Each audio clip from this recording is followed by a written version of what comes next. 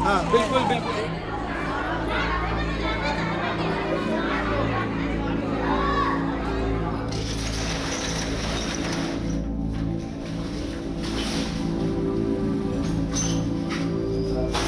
यही कि देख रहा हूँ सब कुछ जला पड़ा है, सब जला दिया बाहर निकाल के, और कुछ लूट के ले गए। इसमें साइकिलें काफ़ी बहुत सारी थी जो तोड़ी आधी ही पड़ी हैं इस टाइम, बाकी कुछ लूट के ले घरों में ले गए अपने।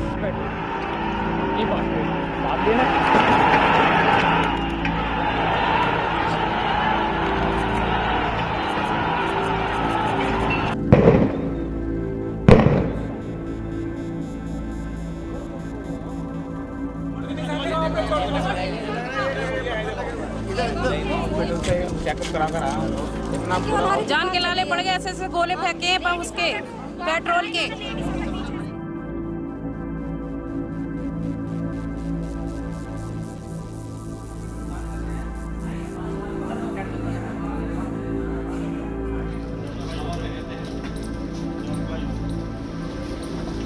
अब हमारी ज़िंदगी क्या है हमें नहीं पता है, और जो हमारा नुकसान हुआ है ये इसकी भरपाई कौन करेगा। अब हम कभी वापस लौट के अपने घर जाएंगे कि नहीं जाएंगे।